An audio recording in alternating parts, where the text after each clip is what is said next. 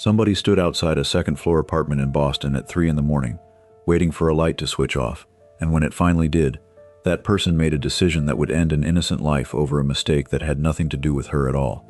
Detectives would spend almost 4 years chasing a motive that didn't exist, because the truth was so strange, so random, that nobody could have guessed it. Stick around, because this is one of those cases where the ending genuinely will not be what you expect. If you're new here and love true crime, hit like and subscribe. Now, let's get into it. Boston, May of 2008. Rebecca Payne, everybody called her Becca, was 22 years old and about to finish her 4th year at Northeastern University. She was studying athletic training, she was an honor student, and she was president of her program student club. If you'd met her, you probably would have liked her instantly. She was the kind of person who made other people feel welcome, the one organizing things, checking in on the freshmen who looked lost, showing up to help without being asked. She grew up in New Milford, Connecticut, raised by her parents Nicholas and Virginia. Her dad was originally from England, an electrical engineer. Her mom was from the Seychelles, a group of islands off the coast of East Africa. Between the two of them, Becca grew up with this wide-open view of the world. Lots of travel, lots of exposure to different places and cultures. And she loved sports. Her mom coached tennis locally, and Becca herself played everything growing up. Field hockey, track, tennis, you name it. So when she got older and decided to build a career around athletics, nobody who knew her was surprised. By the spring of 2008, she was thinking ahead, maybe grad school, maybe becoming an orthopedic doctor or surgeon down the line. She had her whole future mapped out in front of her, and just a week and a half before everything changed, she'd driven home to Connecticut for Mother's Day. She cooked her mom brunch, told her to put her feet up and relax, and afterward the two of them went shopping together and just talked. It was, by every account, a perfect, ordinary day. Neither of them knew it would be the last one they'd ever have together. Now let's talk about the morning everything fell apart. It was just before 7 a.m. on May 20th, 2008.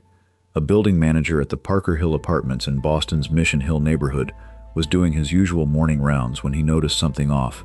The front door to a second-floor unit was hanging wide open, and through that open door, he could see blood. He called 911 immediately. When police got to that apartment, Unit 23, they walked into a scene that told them right away this was bad. Blood was soaked into the carpet of the living room, right around where a futon, a TV, and a coffee table were set up.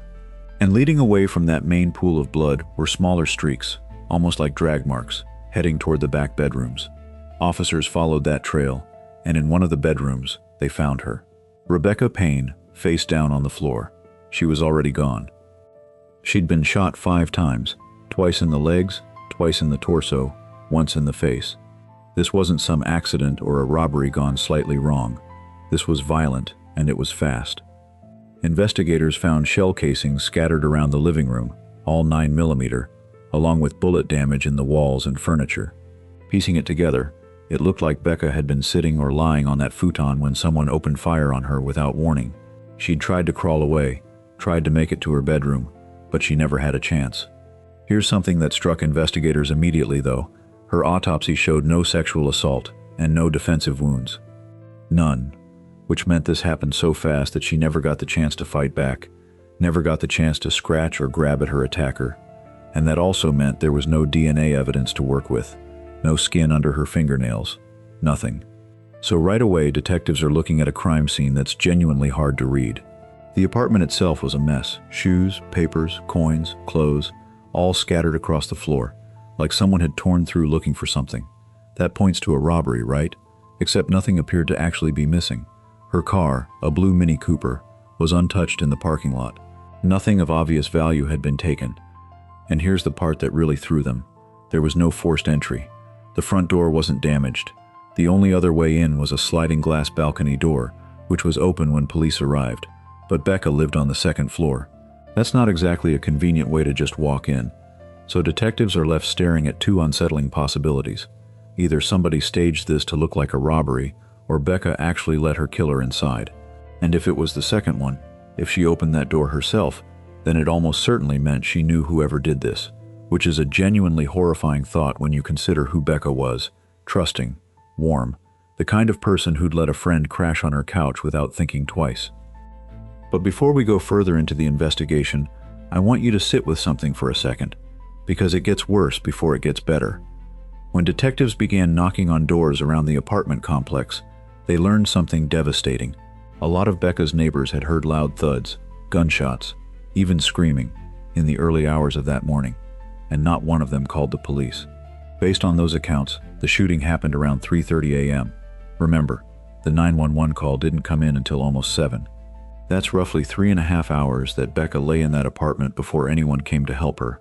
3.5 hours where, if even one person had picked up a phone, things might have gone differently. For a woman who spent her whole life showing up for other people, that's an almost unbearable detail. Because of that long gap, canvassing the building didn't turn up much. There was exactly one useful witness, a man on the first floor who told police he'd seen a dark-colored SUV or van pull into the lot right around the time of the gunshots, and a couple of people getting in and out of it. That's it. No plate, no clear description of who was driving, just a shape in the dark. With almost nothing else to go on, detectives turned to the most obvious next move, figuring out who was actually in Becca's life. Because if this really was personal, the answer had to be somewhere close to her. Her parents gave police a full list: friends, classmates, anyone Becca had mentioned, but they were adamant about one thing: their daughter didn't have enemies. She wasn't into drugs, wasn't mixed up in anything risky. As far as they knew, there was no reason anyone would want to hurt her. Still, detectives had a few names to run down. First was Becca's roommate, a fellow student named Tracy. When police searched the apartment, Tracy's room was mostly cleared out, and she was nowhere to be found, which, understandably, raised some eyebrows. But it turned out to be completely innocent. The semester was ending. Tracy had an internship lined up instead of classes, and she'd already moved back in with her parents. Her alibi checked out cleanly, and honestly, she hadn't even been staying at the apartment much recently, meaning Becca had mostly been living there alone in her final weeks. Then there was Becca's boyfriend, Shane. This was a newer relationship. The two of them had known each other since freshman year, but had only recently gotten close. In fact, Becca had talked about him with her mom on that very last Mother's Day visit, saying she thought, for the first time, she might actually be falling in love. Shane became a real focus for a few reasons. He'd left Boston right around the time of the murder, headed to his parents' place in upstate New York, and Becca's phone records showed she'd talked to him around midnight, just a couple of hours before she was killed. When police tracked him down at a bus terminal back in Boston, he came in for questioning immediately and didn't hesitate to cooperate. He told them the relationship was going great, that Becca was one of the kindest people he'd ever known, and that he had absolutely no idea anything was wrong until police reached out to him. As for his whereabouts, he said he'd actually left Boston days before the murder, not after. He showed them a round-trip bus ticket, departed the 17th, scheduled to return on the 20th, the same day as the killing. His parents and neighbors backed up his story, but detectives weren't ready to let it go just yet. That timing bothered them. Leaving before, coming back the exact day it happened? That's either a coincidence or a really convenient alibi. And the drive between his parents' house and Boston was only about 3 hours each way, which technically meant, if he'd had a car, he could have made the trip there and back in one night without anyone noticing. Except his cell phone records shut that theory down completely. His phone stayed in the area near his parents' house the entire night, only moving hours later that morning. Shane was cleared. And honestly, that's how it went with everyone close to Becca. One by one, every name got crossed off the list, which left investigators in an incredibly frustrating spot, because if it wasn't someone she knew, and it didn't look like a robbery, then what on earth was the motive? At this point, nothing about this case made logical sense. There was one more angle detectives hadn't fully explored though, something a little closer to home, literally. See, there was no forced entry into that apartment, so how did somebody get into a locked building, walk right up to a second-floor unit, at 3 in the morning, without anyone noticing? Well, there were security cameras in the complex, and there was a key required just to get through the front entrance, so this should have been answerable. Except when detectives requested the surveillance footage, they hit a wall. The tapes hadn't been changed. They'd recorded over themselves in a loop, meaning there was no footage of that entire night. And guess whose job it was to swap those tapes out? The building manager, the very same guy who'd made the 911 call in the first place. Now, on its own, that's a strange coincidence, but add in the fact that this manager also lived in the building, had access to every unit and, as detectives soon discovered, had a criminal record, and suddenly he looked like a serious suspect. A tip came in around the same time too. A resident noticed a reddish-brown stain on the manager's own front door that looked like it could be blood. Detectives brought him in. He denied everything, said he was home with his wife the whole night, which she confirmed. And that stain on his door? Tested negative for blood. Just another dead end in a case that was quickly becoming full of them. At this point, detectives had to get resourceful. They started pulling surveillance from anywhere nearby that might have caught something. The local transit system, nearby businesses, anything. They knew Becca had worked a shift that night at a seafood restaurant where she waited tables part-time, and they found her on subway camera footage heading home just before 10:30 p.m. She looked completely at ease, alone, no one following her, no one meeting her. Whatever happened to her that night, it wasn't set in motion on her commute home. Then they caught a break, small but real.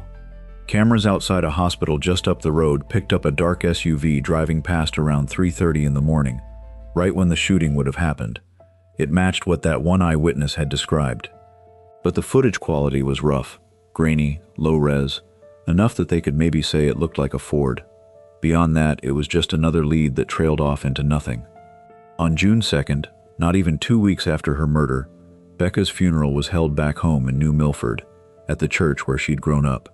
Hundreds of people came, including students and staff who made the 3-hour drive up from Northeastern just to be there.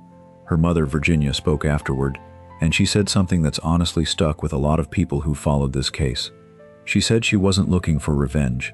She just wanted to know why. That question, why, would hang over this family for years. The investigation slowed down. Months passed, then years. Police offered a $25,000 reward for information. Nothing moved the needle. But Becca's parents refused to let her story fade. Every single year, on the anniversary of her death, they went back to that apartment building and held a small vigil, inviting the press each time, keeping her name in the news, refusing to let this become a cold case that everyone just forgot about. And it turns out that persistence mattered. Because nearly 4 years after Becca was killed, in early 2012, Boston police got a phone call that would finally crack this case wide open. And what they learned was something nobody, not the detectives, not Becca's family, nobody, had ever considered. The call came from a man named Anthony White. He had a long criminal history, and he was calling for a very specific reason. Months earlier, he'd been shot in the neck during an unrelated drug incident, and it left him blind and paralyzed. On top of everything, he was now facing serious time for a drug trafficking conviction. He told detectives he knew exactly what happened to Rebecca Payne, and he was willing to talk, in exchange for a lighter sentence. Detectives had been at a standstill for years, so they listened, and what he told them lined up disturbingly well with the evidence. According to Anthony, on the night of May 20th, 2008, he'd been hanging out with a local drug dealer named Cornell Smith. A regular customer of Cornell's, an older man named Michael Balba, showed up that night, and Cornell asked him for a favor, a ride out to Mission Hill, because he had something to take care of. The three of them climbed into Michael's dark SUV and drove to the Parker Hill apartments.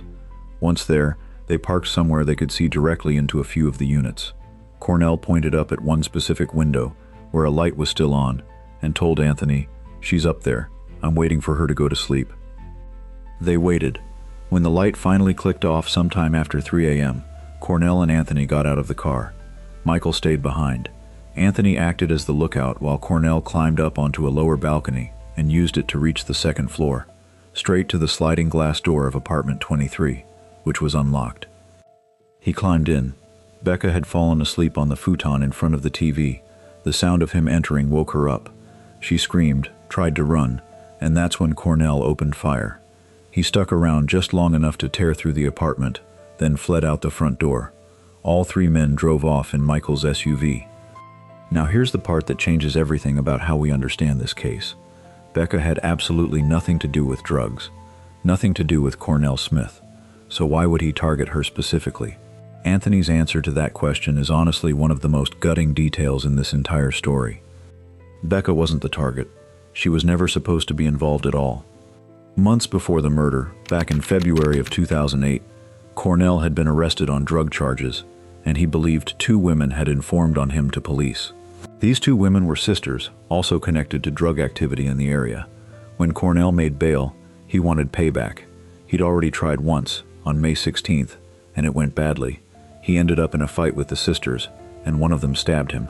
That only made him more determined to come back and finish it, this time somewhere he thought they wouldn't expect it, their own apartment. As it turned out, those two sisters actually did live in the same complex as Becca, just 2 floors down. But Cornell didn't know the exact unit. He was going off memory and a general idea of where the building was, and Becca happened to resemble one of the sisters. Similar age, similar build, shoulder-length hair, similar complexion. When Cornell looked up and saw her silhouette through that lit window, he was certain he'd found the right apartment. He hadn't. He climbed into the wrong unit and killed a complete stranger, a woman who had never once crossed paths with him, who had no idea she even resembled anyone he was looking for. And that ransacking of her apartment that had puzzled detectives from day one, that wasn't staging. Cornell genuinely believed he was about to find drugs to steal from the sisters. Instead, he tore through the belongings of an innocent 22-year-old who had nothing to give him, because she was never who he thought she was. There had never been a motive tied to Becca herself. That's exactly why this case had stumped investigators for nearly 4 years.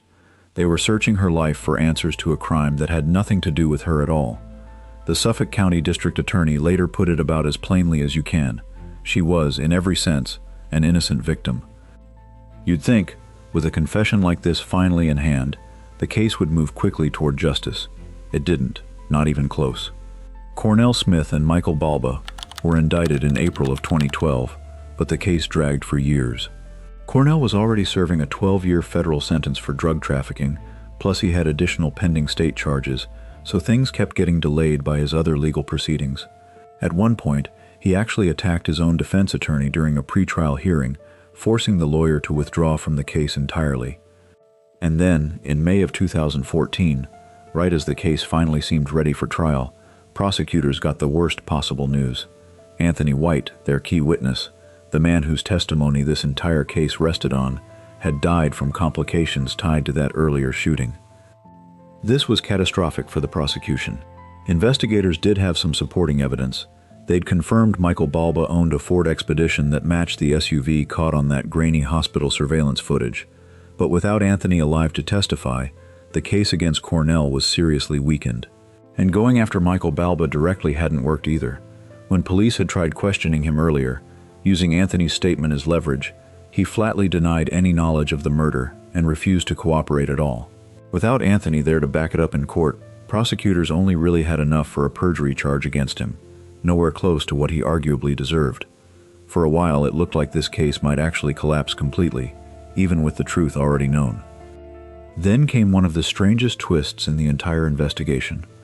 A few months after Anthony's death, prosecutors were digging through Cornell's other legal filings, looking for anything that could help, when they found a letter he'd written to a judge back in March of 2014, related to his federal drug case. And this letter was, honestly, from what's on record, pretty incoherent, rambling, full of contradictions. At one point he claimed to be a victim himself, framing his drug dealing as some kind of misguided activism. He rattled off a long list of people he felt had wronged him, everyone from fellow dealers to prosecutors. But buried in that chaotic letter was a line that changed everything. Cornell, trying to explain away his anger, referred to the unfortunate passing of Rebecca Payne at the hands of himself, using his own full name. He was trying to claim he'd been set up. Nobody bought that part, but in trying to make his excuse, he'd handed prosecutors something they desperately needed, his own written words, tying himself directly to Becca's death. It wasn't a full confession the way Anthony's testimony would have been, but it was enough.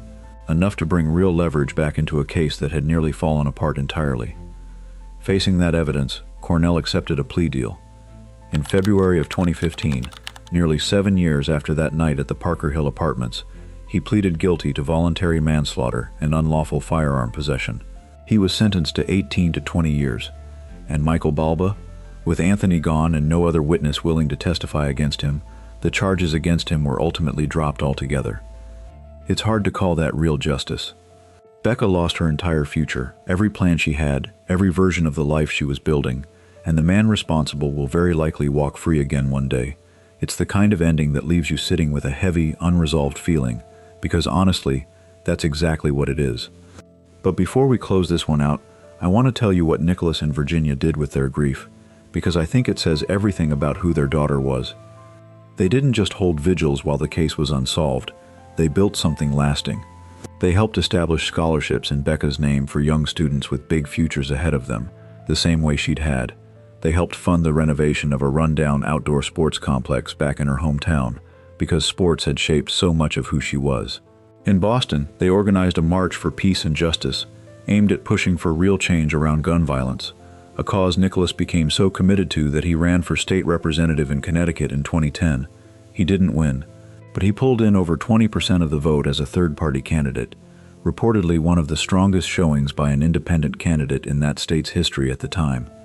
Eventually, staying in Connecticut became too painful, too many places that reminded them of her. So Nicholas and Virginia made the decision to leave the country entirely and start over in the Seychelles, Virginia's homeland, where they hoped to open a tennis camp in Becca's memory, built specifically for local kids who might not otherwise get the chance to play. Whether that dream fully came together, we don't know for certain. The public record on their lives more or less goes quiet after Cornell's sentencing. But wherever they are now, I hope they found even a fraction of the peace they spent so many years fighting for. Rebecca Payne was 22 years old. She had a future mapped out, people who loved her, and a habit of making everyone around her feel like they belonged. She was killed by a man who had never met her, for a reason that had absolutely nothing to do with her. And it took almost 7 years for the truth to come out. Not because investigators weren't looking hard enough, but because sometimes the truth really is that senseless. If this case stuck with you, let us know in the comments. And if you want more cases broken down like this one, hit subscribe so you don't miss the next one. Thanks for watching, and we'll see you in the next video.